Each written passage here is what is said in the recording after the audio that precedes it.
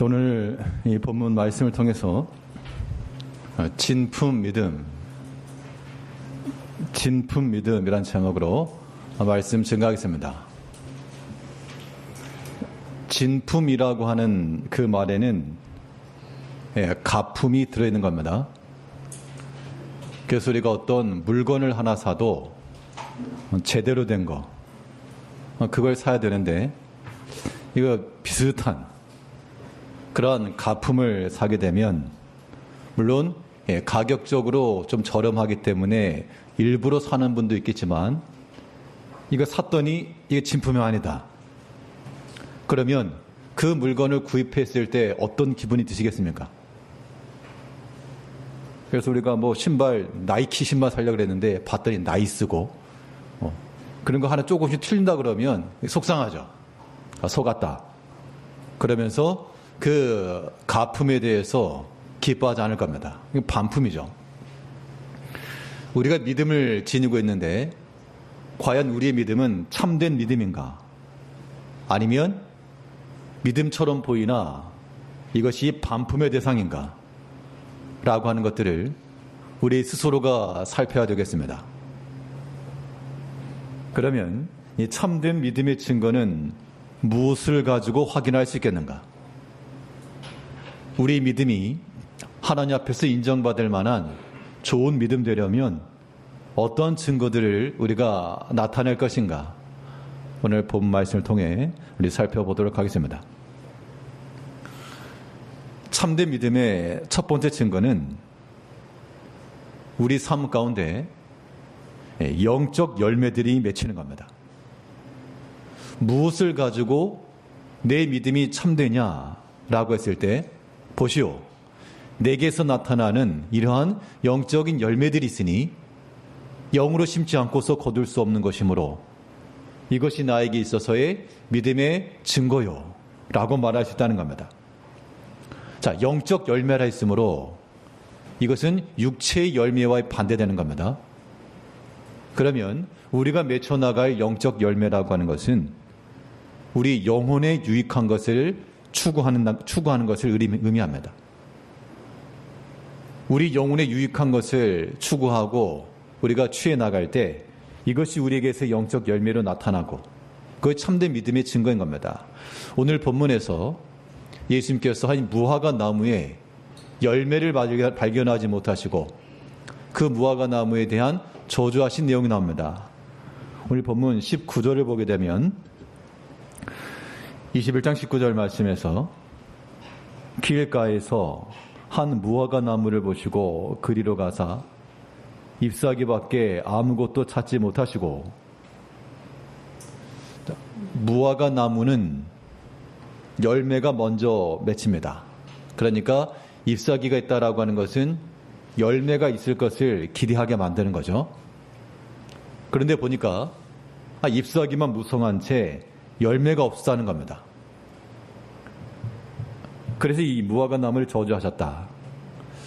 이 비슷한 말씀이 마가복음에도 나오는데요. 거기에는 한마디 더 붙여가지고 아직 무화과 때가 아님이라 이렇게 기록되어 있습니다. 그래서 많은 사람들이 예수님 이거 정상이냐? 무화과 때도 아닌데 무화과를 구하고 없어가지고 저주하면 그게 바른 거냐? 그래서 어떤 사람은 내가 기독교를 믿지 않는 이유, 그 가운데 하나가 바로 그런 내용들입니다. 이게 불합리하다. 그런데 오늘 본문에서 말씀하는 이 내용은 이 무화과 나무 자체에 오늘 본문만 읽어서는 우리가 이해할 수 없고요. 이 바로 앞에 나오는 내용의 연장선에서 봐야 됩니다. 자, 바로 앞에서 예수님께서 예루살렘에 입성을 하셨죠.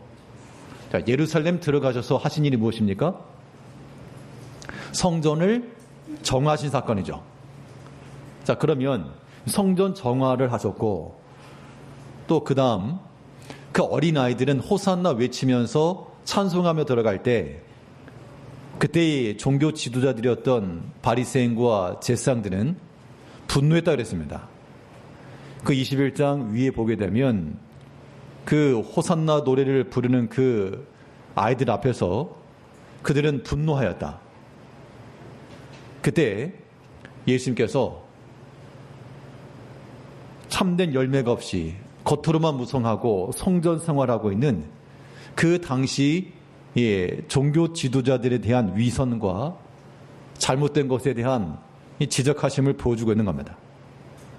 여기 무화과 나무에 마른 이 사건도 이것이 참된 믿음의 열매가 없이 여전히 성전 생활을 해요.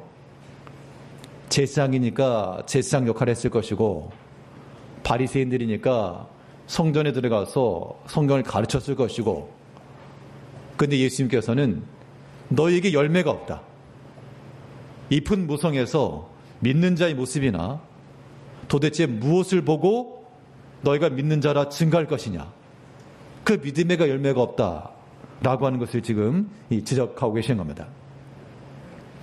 결국 잎사귀 외에 아무것도 발견하지 못했다는 것은 있어야 할 열매가 없었다, 그런 얘기죠. 우리 삶 가운데 있어야 될 것이 무엇인가?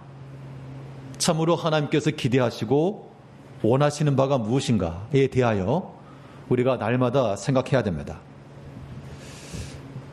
아마 여기 계신 대부분의 성도님들이 이제 부모 입장에서 자녀들 혹은 뭐 손자 손녀들 이렇게 있죠. 그러면 당연히 내리사랑이니까 부모가 자녀를 사랑하고 손자 손녀들 사랑하실 겁니다. 그러면 기대하시는 바는 뭐죠? 사랑하는 자녀들에게서부터 무엇을 기대하십니까? 내가 너를 돌아보아 줬으니 한 달마다 꼬박꼬박 따박따박 봉투 내놔라, 이걸 기대하시는지는 않으시겠죠. 물론 그런 것도 여유가 된다 그러면 하는 거는 당연히 필요하겠지만, 이 부모가 자녀들을 돌아보면서 사랑하면서 그런 물질의 대가를 바라는 것은 아닐 겁니다. 그러면 참된 부모라 말할 수 없죠. 부모 입장에서 자녀들에게 바라는 것은 부모를 공경하는 거죠. 사랑하는 것이고 그의 말을 귀담아 듣는 것이고, 이것이 그 자녀들이 부모를 사랑하는 증거인 겁니다. 별거 다 해도 소용없어요. 그런데 우리 신앙생활이 어떠한가, 그 얘기입니다. 우리가 하나님의 자녀라 말하면서 주를 과연 사랑하는가? 그의 말씀에 귀를 기울이고 있는가? 그의 말씀에 청종하고 있는가? 다 자기 멋대로죠. 자기 하고 싶은 대로. 자기 고집인 거예요. 그것은 잎사귀는 무성하나 열매가 없는 겁니다. 마땅히 있어야 될 열매가 없는 거예요. 그것은 진품 믿음이라 말할 수 없고, 속상하지만 이게 다 가품인 겁니다. 반품의 대상인 거죠. 성경에서는 우리들에게 있어야 될 것이 무엇인지를 하나님께서 보여주시다 그랬습니다. 그게 있어야 돼요. 즉 우리가 맺혀 나가야 될 영적 열매라고 하는 것은 단순히 형식적인 신앙생활만 아니고요, 그 내면에 들춰보니, 우리의 형식적인 예배생활, 신앙생활을 들춰보니 거기에 죄악된 것이 가득 숨겨져 있으면 그건 안 되는 것이고, 우리의 신앙생활을 들춰보니 거기에 마땅히 있어야 될 그 영적 열매들이 있을 때 하나님께서 기뻐하시고 착하고 충성된 종아 칭찬하시겠죠. 그런 사람들이 많지 않기 때문에 우리가 그런 사람들이 되기를 힘써한다는 겁니다. 그러면 성경에서 말한 바 우리 가운데 있어야 될 열매가 무엇이냐 라고 하는 것에 대해서요, 우리 미가서 6장 8절을 보게 되면, 미가서 6장 8절에 우리 앞에 한번 같이 한번 읽어보십시다. 미가서 6장 8절 시작. 사람아, 주께서 선한 것이 무엇임을 내게 보이셨나니 여호와께서 내게 구하시는 것은 오직 정의를 행하며 인자를 사랑하며 겸손하게 내 하나님과 함께 행하는 것이 아니냐. 그 당시에도요, 제사가 있었고 피 흘림의 제사들이 있어서 날마다 성전에 이 짐승들의 피의 그 비린내들이 넘쳐났습니다. 그런데 하나님께서 말씀하시기를 내가 이 피 냄새를 싫어한다. 백성들이 와서 형식적인 제사는 드리지만 마음이 하나님으로부터 머니 내가 원하는 것은 그것이 아니고 이것이라고 명확하게 말씀하고 있죠. 여호와께서 내게 구하시는 것이 무엇이냐? 오직 정의를 행하며 인자를 사랑하며 겸손하게 내 하나님과 함께 행하는 것이 아니냐. 하나님께서 구하시는 게 이거라는 겁니다. 하나님을 사랑하는 것, 또 무엇하는 거요? 하나님과 함께 행하는 것. 동행이죠. 주동행. 주사랑, 주동행. 그런데 우리가 무언가를 같이 한다는 것은 이 관계가 좋은 관계, 또 사랑하는 관계라면 동행하는 게 기쁩니다. 즐겁죠. 휴가 시즌이 돼서 휴가 다녀오신 분들 계실 것이고 또 앞으로 가실 분들 계시겠지만 몇몇 같이 간다. 또 친구들과 같이 간다. 그러면 함께 가는 즐거움이 있죠. 그런데 만일 거기에 좀 껄끄러운 한 사람이 낀다? 그러면 나 안 가. 그럴 수 있거든요. 그 동행이라고 하는 것은 결코 쉬운 건 아닙니다. 이 동행이 가능하려면 친밀함의 관계가 선행돼야 돼요. 그럼 우리가 하나님과 동행하는 것, 이게 지금 우리에게 요구하시는 거라 그랬잖아요. 우리에게 구하시는 영적 열매가 하나님과 동행이에요. 그런데 우리가 만일 하나님을 사랑하지 않고 하나님과의 친밀감이 없으면 이 동행이 얼마나 불편하겠습니까? 성도님께서 가끔 식사를 하실 때 제 앞자리에 앉기를 꺼려 하십니다. 불편하니까. 불편해가지고. 하지만 다들 아끼는 마음이 있으실 건데, 우리가 만일 사람과의 관계도 마찬가지죠. 좀 불편하다. 그러면 이거 함께 하기가 참 어렵죠. 하나님께서 우리에게 말씀하신 바, 너에게 있어야 될 것이 무엇인지 보셨다. 하나님을 사랑하라. 그리고 하나님과 항상 함께 행하라. 주 사랑, 주 동행의 교훈을 우리에게 주었으므로 이것이 우리에게서 열매로 나타나야 됩니다. 들춰보니, 우리의 주중의 삶을 들춰보니 여기에 어두운 것과 죄악된 것이 가득 찬 것 말고 그 삶 속에서 바쁜 시간 중에서 주의 말씀을 아끼고 사랑하며 묵상하고 주와 함께 하고자 하는 마음을 지니고 있을 때 우리 주님께서 그 열매를 기뻐하시고 즐거워하시고 또한 사랑하실 겁니다. 이 성도님들께서도 이 한 주 동안 살아가시면서 우리에게 있어야 될 것, 영적인 열매를 맺혀나가는 것이 참된 믿음의 증거입니다.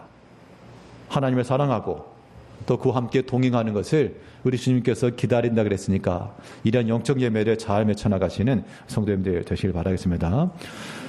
영혼의 유익함을 취한다라고 하는 것은 빛과 어둠과 같아서요. 동시에 이루어져야 될 것이 무엇이냐?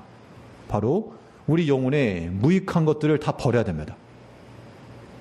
이게 동시가 안 돼요.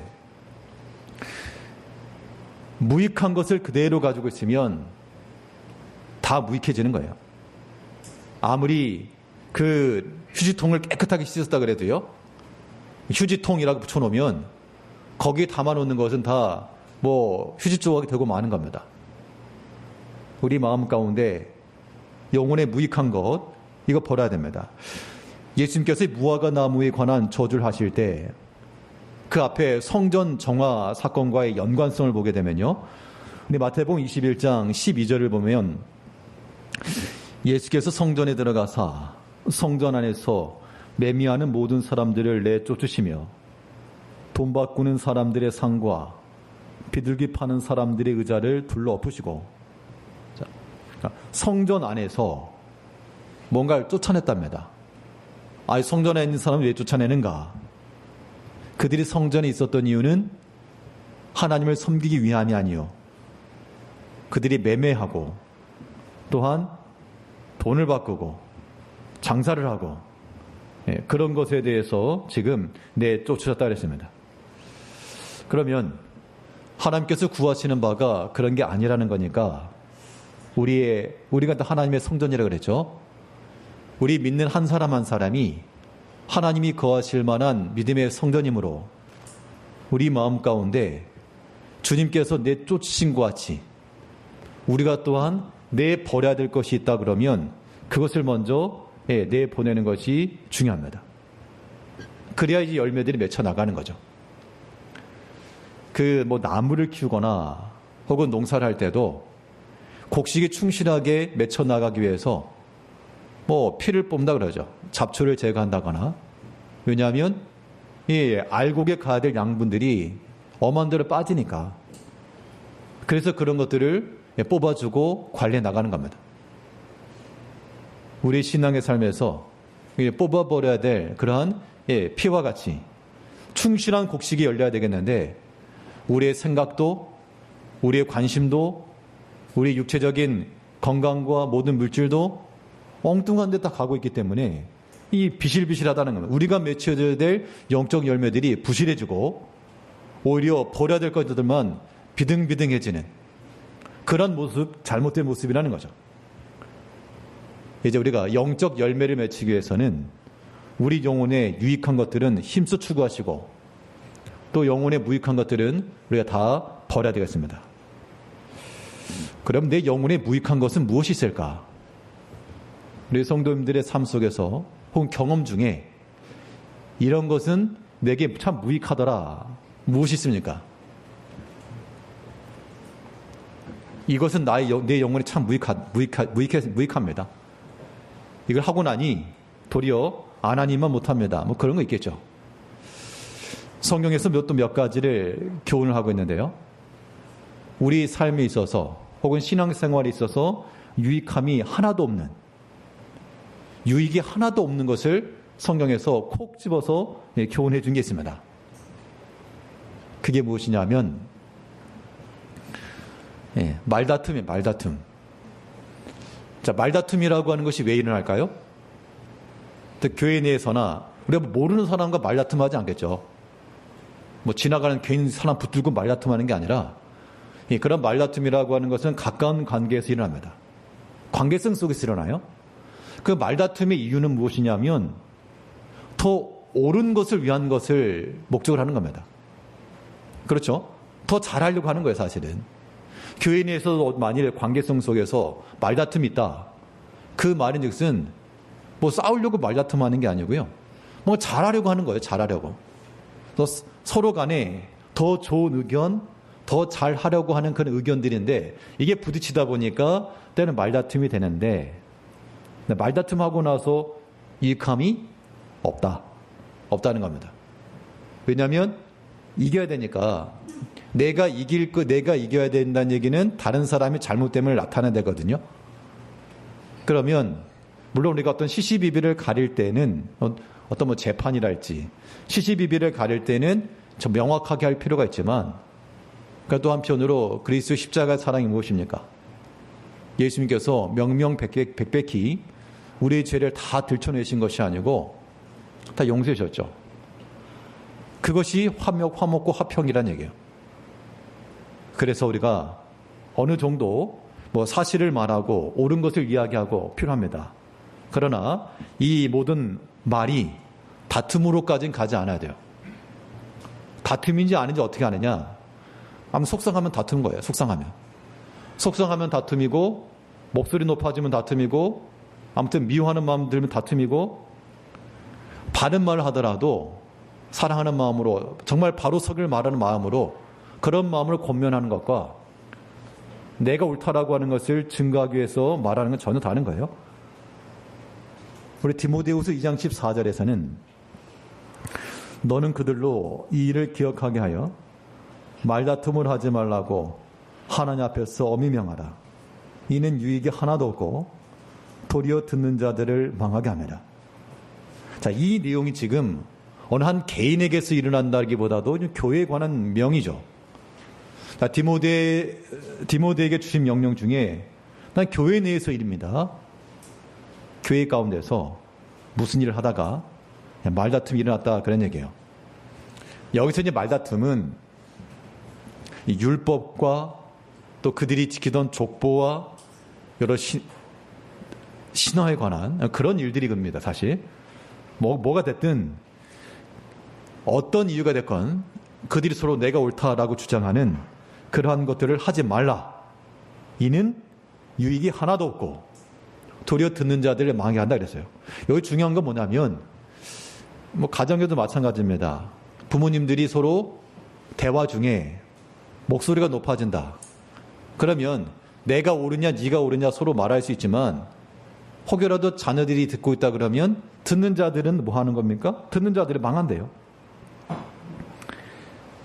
그런 의미에서라도 우리가 주의를 할 필요가 있고, 대화를 하려고 그러면 조용히 당사자와만 그런 것이 필요하지, 다른 사람에게까지 이것이 전달되지 않도록. 왜냐하면 듣는 자들을 망하게 한다 그러면 아무리 내가 옳다라고 하는 걸 증명해서 말다툼에서 이기면 뭐합니까? 이미 다른 사람 망하게 했는데. 이런 것들은 아무런 유익이 없다 그랬습니다. 우리가 영적 열매를 맺혀 나감에 있어서 영에 무익한 것들은 다 솎아내야 될 대상들이에요. 아무리 크게 맺힌 열매라 그래도 이것이 상한 거라 그러면 다 버려야죠. 우리 몸 안에 여러 세포가 있지만 그 세포 안에 아무리 크게 자랐어도 이 종양과 같은 그런 안 좋은 거면 그거 다 제거해야죠. 이제 우리가 참된 믿음의 증거를 나타내기 위해서 우리 가운데 이런 영적 열매들을 잘 맺혀나가야 되겠습니다. 영혼에 무익한 것들은 다 버리시고, 그러니까 믿음 생활하면서 방해되는 요소들 있잖아요. 그런 것들은 제거하는 게 맞고, 우리 주님께서 기뻐하시는데도 우리 영혼의 유익함과 하나님께서 우리의 구하시는 것을 명확히 보여주었으니 인자를 사랑하며 하나님과 함께 행하는 이런 믿음의 삶을 살아감으로 우리 안에 참된 영적 열매를, 참된 믿음의 증거를 나타내며 살아가시는 성도님들이 되시길 바라겠습니다.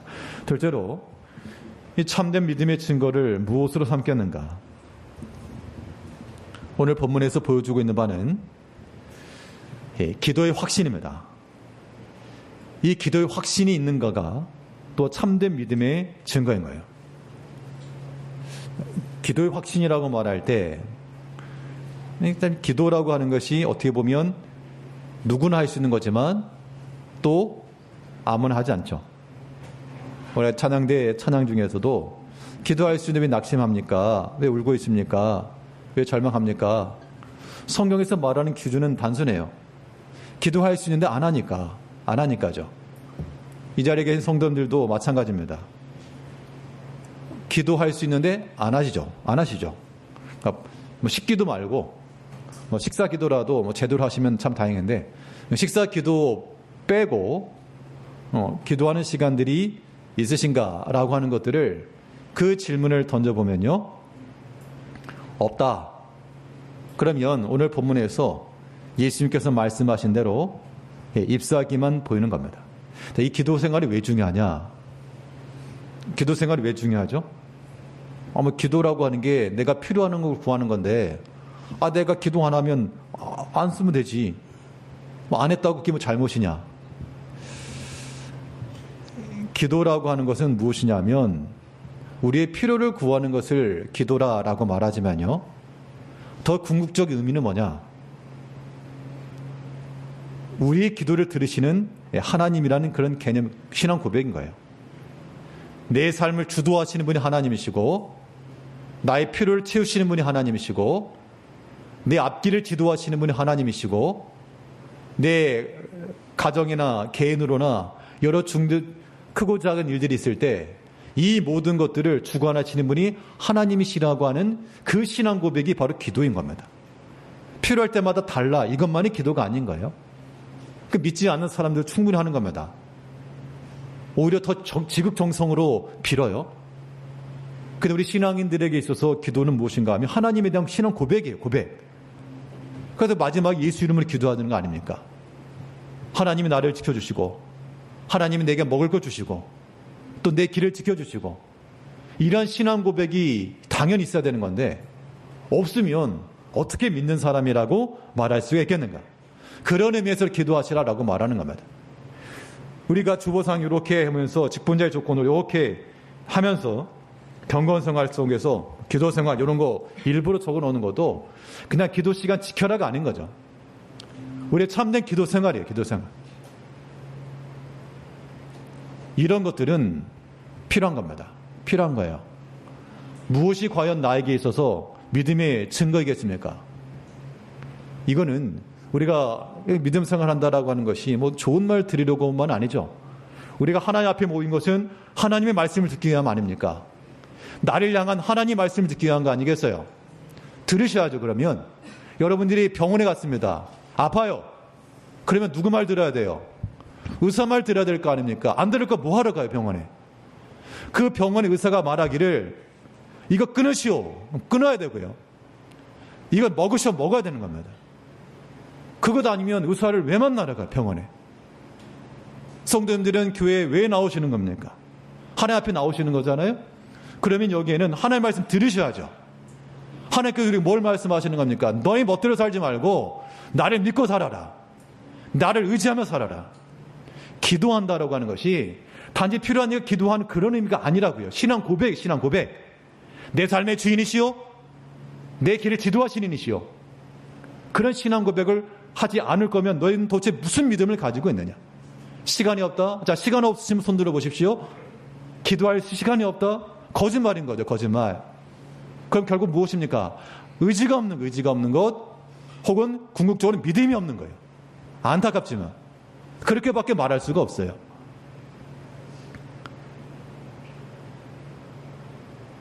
하나님께서 우리에게 주시는 그 처방은 너희 이 땅에 살아가면서 하나님 믿는 자로 살라.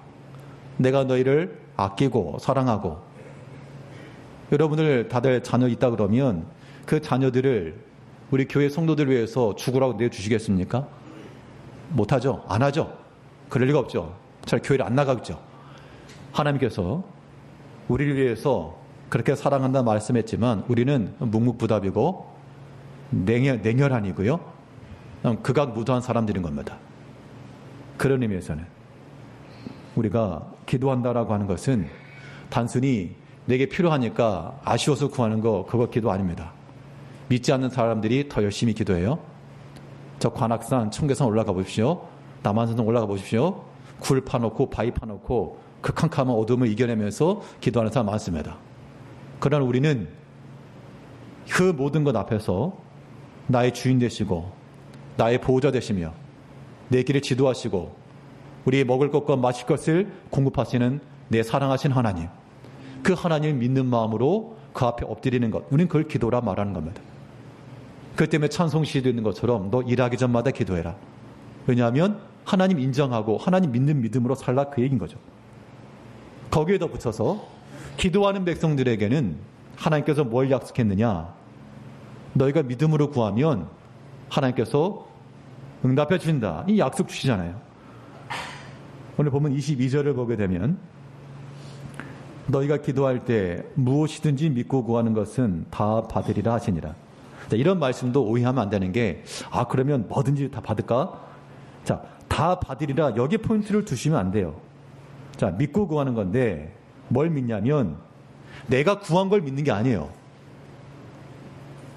내가 구한 것, 내가 기도한 걸 믿는 게 아니고 뭘 믿는 거죠? 주시는 분은 하나님이에요. 주시는 분은 하나님. 그걸 믿는 겁니다. 우리가 어떤 것을 구할지라도 주시는 분은 하나님이시라고 하는 그 믿음 속에서, 그러니까 응답이 이루어지는 거예요. 내 기도 제목은 A였으면 A, B, C, D가 있었는데 A를 놓고 막 기도를 해요. 사람들이 그렇죠. 기도를 한다 하지만 다 정해놓고 하는 겁니다. 딱 정해놓고 하나님 이거요 하면서 기도하죠. 그런 마음을 가지고 있기 때문에 응답이라고 하는 걸 우리가 얻지 못하는 겁니다. 그런데 우리가 아무리 A를 마음에 놓고 기도하더라도 주시는 분은 하나님, 하나님께서 만일 D를 주셨다, 그러면 그 또한 하나님 주셨음을 믿는 백성들은 기도 무엇이 된 거죠? 기도 응답이 된 거죠. 나한테 A가 안 왔다고 해서 응답 안 된 게 아니란 겁니다. 그럼 믿음으로 구하는 자들에게는 응답이 된다, 그런 의미에서. 그때 믿음으로 구하는 자들은 내가 원하는 걸 얻지 못했어도 받는 겁니다. 주시는 분이 하나님이시니까. 이것이 기도 응답의 원리가 되는 것이죠. 그런데 우리가 응답을 받지 못한 것은 성경에 말하는 대로 구하지 않기 때문이고, 또 구해도 받지 못하는 것은 잘못 구하기 때문이라 라고 말하고 있습니다. 야고보 4장 3절 말씀에서는 구하여도 받지 못함은 정욕으로 쓰려고 잘못 구하기 때문이라. 분명 하나님께서는 응답해 주었는데 이거 아니란 얘기죠. 내가 원하는 게 아니라는 겁니다. 물론 기도하는 사람 입장에서는 내가 원하는 것을 받아야 응답이라 말하겠지만 기도의 본질이 그게 아니란 얘기예요. 기도는 내가 원하고 있는 거, 내가 바라고 싶은 걸 구하는 게 아니라 주시는 분은 하나님이십니다 라고 하는 그 전제 속에서 생각하는 것이 기도예요. 그렇기 때문에 우리가 어떠한 일을 앞에서든 기도할 때마다 우리의 간절함을 구하지만 이 기도의 본을 예수님께서 보이셨죠. 이 잔이 내게서 지나가길 원합니다. 그러나 나의 원대로 마옵시고 아버지의 뜻대로 되기를 원합니다. 예수님의 원함은 1번이었지만 그러나 하나님이 주시는 것을 받겠습니다. 2번이 왔거든요. 그래도 응답이 된 겁니다. 그러니까 기도하는 백성들에게는 응답이 항상 있는 거죠. 이제 우리가 하나님 앞에 기도하는 백성들이 되셔야 되겠고 하나님 의지하는 마음입니다. 그럼 뭘 기도해야 될까? 기도할 게 없는데요. 사실 그 기도 제목 써봐라 그래도요. 한 10개 써봐라 그러면 10개 다 못 채우실 겁니다.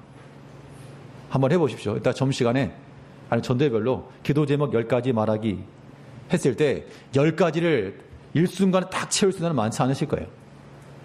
하게 되면 대부분 뭐 식구들 건강, 뭐 애들 잘 되는 거, 아무튼 나 잘 되는 거, 그것도 뭐 잘 되는 것도 5-6가지지 10개 못 채우실걸요? 우리의 기도의 내용이 풍성해지려면 이건 우리 전에 우리 중고등학생들이 질문 가운데 하나입니다. 기도가 저 풍성해지고 싶은데 어떻게 하면 좋을까요? 이게 학생들이 했던 질문이에요. 좀 이게 감동을 받으시든지 아니면 찔림을 받으시든 둘 중 하나입니다. 기도 저 풍성한 기도를 하고 싶은데 어떻게 하면 좋을까요? 어떻게 될까요? 좀 가르쳐 주십시오, 애들한테. 내가 뭐 기도를 해야지 가르쳐 줄 거 아닙니까? 기도가 풍성해지려면 다른 사람들 위해서 기도하시면 돼요. 다른 사람들 위해서. 내 기도할 게 없다. 다른 사람들 위해서 기도하세요. 교회를 위해서 기도하시고, 목사님 위해서 기도해 주시고, 장로님들 위해서 기도해 주시고, 또 우리 환자분들 있으니까 우리 성도님을 위해서 기도해 주시고. 그럼 기도 많아질 거 아니에요? 한 사람 앞에 1분만 해도 한 1시간 넘어가겠네, 1시간은.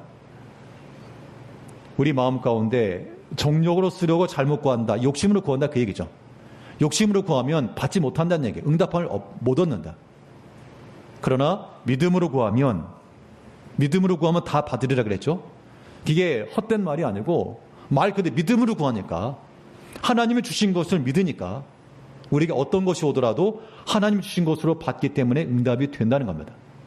그러면 이 기도의 확신이라고 하는 것, 믿음으로 구하는 것인데, 그럼 이제 기도 후에 우리는 뭘 해야 되느냐? 기도 후에 해야 될 것은 바로 순종함이죠.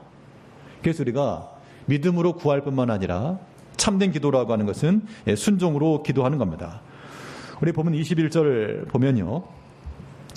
만일 너희가 믿음이 있고 의심하지 아니하면 이 무화과 나무에 된 이런 일만 할 뿐 아니라 이 산더러 들려 바다에 던져지라 하여도 될 것이요.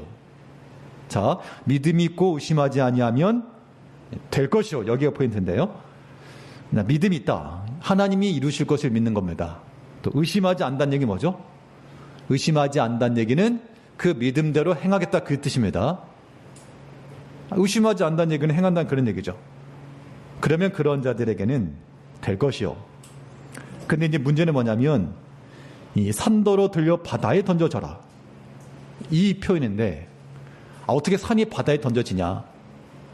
이런 표현은 하나의 그 당시의 속담과도 같은 관용구라고 이해하시면 됩니다. 실제로 산을 들어가지고 바다에 집어넣는다. 그런 의미가 아니고 아무리 큰 일이라도 아무리 어려운 일이라도 믿고 기도하고 나가는 자들에게는 하나님께서 이루어 주실 것을 지금 얘기를 해주고 있죠. 성경상에도 보면 여러 일들이 많이 있습니다. 그 다니엘과 친구들의 모습을 봐도 왕의 권세 앞에서 큰 문제였죠. 큰 산이었습니다. 그런데 그 큰 산이 바다에 던져지는 것처럼 평지가 되었고요. 또 에스더 우리가 본문 성경을 살피게 되면 그 민족적 큰 위기 가운데 있었습니다. 큰 산이었죠. 그러나 내가 죽으면 죽으리라 금식하며 하나님 앞에 나아갔을 때 하나님께서 그 큰 산을 평지와 같이 만들어줬고 이것이 믿고 기도하는 자들 앞에 놓여지는 모습이 되는 겁니다. 스룹바벨 성전을 세울 때요. 바벨론 포로에서 돌아온 이후 솔로몬 성전에 비하지 못했지만 참 외적으로 볼 때는 볼품없는 성전이 세워졌을 때 그 성전이 세워지는 과정 속에서도 많은 핍박이 있었습니다. 안 된다, 못한다. 그때 큰 산하 내가 무엇이냐? 스룹바벨 앞에서 평지가 될 것이라. 믿고 나가는 자들, 그들에게는 될 것이요. 오늘 본 21절에 그랬죠. 믿음이 있고 의심하지 아니하면 뭘 것이요? 될 것이요. 자, 그러면 제가 믿음이 있고 의심하지 아니하면 선창할 테니까 그러면 믿으시는 대로 될 것이요. 안 믿으시면 안 하시면 되고 믿으시면 될 것이요. 한번 주거니 받거니 한번 해보시죠. 믿음이 있고 의심하지 아니하면 네, 한 70%. 네. 될 것이요 하신 분들은 복 받으시고 안 될 것이요 하신 분들은 그래도 믿음 가지시고 믿고 의심하지 아니하면 될 것이요. 이 된다라고 하는 것이 내 계획대로 된다는 게 아니잖아요. 믿음의 참된 기도는 하나님께서 이루시는 거니까 하나님께서 역사하실 여지를 충분히 남겨놓고 그래서 사람이 아무리 내 계획을 잘 세워놨어도요. 그대로 안 되었다고 낙심하지 말고 막 화내지 마시고 플러스 알파라고 하는 거 하나님이 개입하실 여지를 남겨둬야 됩니다. 그러면 이 믿음으로 구하는 것, 확신으로 기도하는 이 모든 것들 이 또한 하나님께서 우리에게 찾으실 만한 좋은 열매와도 같다는 겁니다. 이런 기도 생활이 우리에게서의 진품, 참된 믿음의 증거가 되는 것이죠. 이 한 주 동안에도 주님께서 무화과 나무 잎만 무성했고 열매가 없는 것에 대해서 진노하셨는데 우리 삶을 들췄을 때 주님이 기뻐하실 만한 풍성한 열매가 임할 수 있도록 항상 주를 사랑하며 주와 함께하며 어떤 모든 일에 일마다 기도하면서 내 삶을 지도하시고 이끌으실 하나님 앞에 믿음으로 순종하여 될 것이요. 이러한 믿음의 확신을 가지고 살아가시는 성도님들이 되시길 바라겠습니다. 기도하겠습니다. 우리 사랑하시는 주님, 이 땅 가운데 살아가면서